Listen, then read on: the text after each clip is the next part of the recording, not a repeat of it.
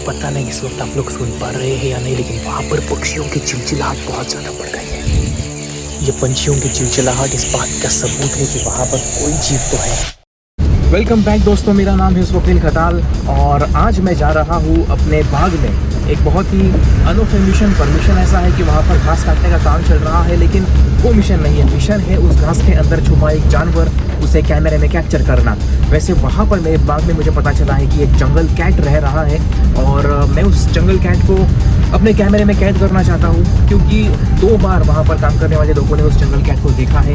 ये बहुत ही दुर्लभ स्पीसीज़ है और मेरे ख्याल से बहुत ज़्यादा शर्मिला भी होता है, इसलिए उसे देख पाना अपने आप में बहुत मुश्किल टास्क है और देखने के बाद कैमरे में कैप्चर करना उससे भी ज़्यादा मुश्किल। लेकिन मुश्किल कामों में फतह करने में मज़ा आता है, तो देखते हैं कि क्या मैं इसे फतह कर पाऊँगा या नहीं।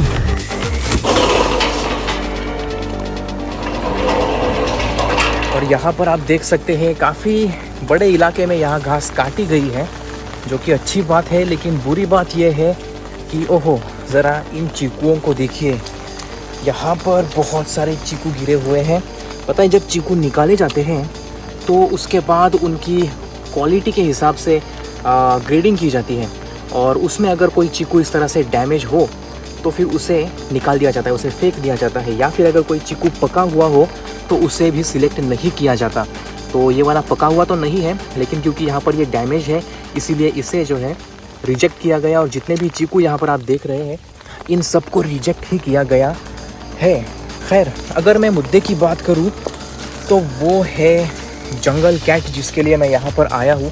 और मेरे पीछे आप यहाँ पर जो घास देख रहे हैं, दरअसल यही वो घास है जो इस जंगल कैट का आश्रय है। तो ये एक बहुत ही ख़तरनाक जीव माना जाता है। अगर ये ट्रैप हो जाए या फिर ख़तरे में पड़ जाए तो ये किसी इंसान को भी बख्शेगा नहीं। और आप देख रहे हैं यहाँ पर जो है चीकू के बड़े बड़े पेड़ हैं, तो इन पेड़ों के ऊपर भी ये जीव रह जाता है। और उसका जो रंग है वो कुछ इस तरह से होता है कि आप उसके बगल से गुजर जाएंगे लेकिन आप उसे देख नहीं पाएंगे। तो मैं कह सकता हूँ ऑफिशियली कि वो one of the best camouflage है।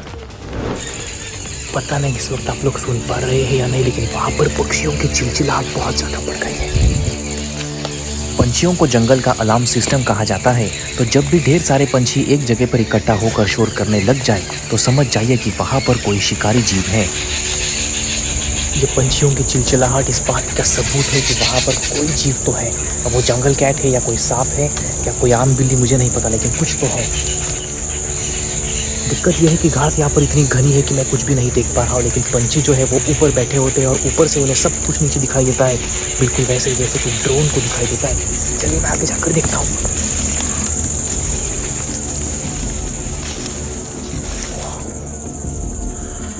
वो जो भी था यकीनन यहाँ से जा चुका है। अगर वो पंछी शोर नहीं करते तो हमें कभी नहीं पता चलता कि वहाँ पर कुछ तो है। लेकिन मुझे दुख इस बात का हो रहा है कि वहाँ कुछ तो था। क्या था वो मैं नहीं देख पाया। यहाँ पर ये जो घास आप देख रहे हैं, दरअसल ऐसी घास के अंदर इस जानवर को छुपना बहुत ज़्यादा पसंद है, और ऐसी घास के अंदर ही वो कई बार बच्चों को भी जन्म देते हैं, क्योंकि ये बहुत ज़्यादा सुरक्षित है। घास के आर पार आप कुछ देख नहीं पाते। ये देख रहे हैं आप मेरे पीछे काफ़ी घनी घास है।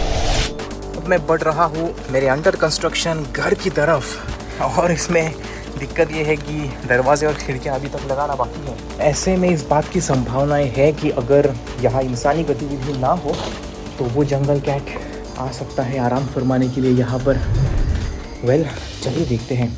अगर वो यहाँ कहीं पर होगी भी तो उसने मेरी आवाज़ सुन ली होगी। वो बहुत ही ज़्यादा अच्छी लिसनिंग पावर की एक ऐसी प्रजाति है जो दूर से कई किलोमीटर से ये आवाज़ को सुन लेती है। तो अगर उसने मेरी आवाज़ को सुन लिया होगा तो उसे यहाँ से इन बड़ी बड़ी खिड़कियों से भागने में कोई दिक्कत नहीं होगी, पलक झपकते ही गायब हो जाएगी। और अब मैं जा रहा हूँ छत पर। वाह, मैं जितनी भी बार इस छत पर चढ़ के ऊपर आता हूँ, हर बार ये नज़ारा देखने के बाद मेरा दिल खुशी से लबरेज हो जाता है। ये नज़ारा बहुत ही ज़बरदस्त है। हरे भरे पेड़, हरियाली और ये रिमझिम बारिश दिलचस्प है। लेकिन इतने बड़े इलाके में उस जंगल कैट को देखना, ढूंढना पूरी तरह से किस्मत की बात है। इससे ज़्यादा और मैं कुछ नहीं कह सकता। दिक्कत की बात हो गई है यहाँ पर, अब जो बारिश है वो थोड़ी सी तेज़ होने लगी है।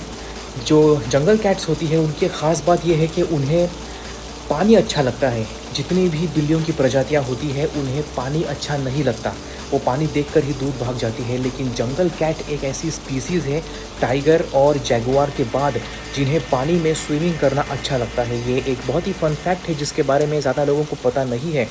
लेकिन अब क्योंकि बारिश का जो स्तर है वो बढ़ने लगा है, इसकी वजह से होता ये है कि हर तरफ आवाज़ आने लगता है, शोर हो रहा है, पत्तियों पर पानी गिरता है या फिर फल गिर जाते हैं। तो इसलिए से हमें पता नहीं होता कि एग्जैक्टली कौन सी आवाज़ किसकी वजह से हुई है।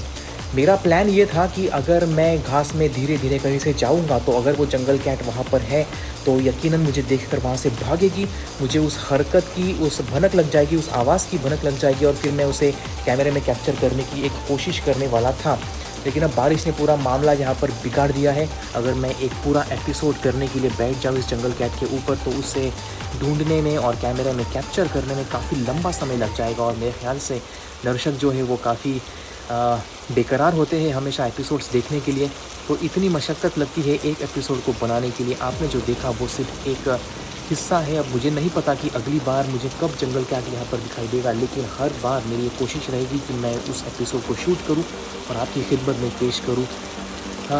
बड़ा दुख होता है ये कहने में कि मैं खाली हाथ आया था और खाली हाथ ही जा रहा हूँ बगैर उन फुटेजेस को हासिल किए। लेकिन यही कुदरत की सच्चाई है, यही उन रोमांचक लगने वाले एडवेंचर्स की सच्चाई है।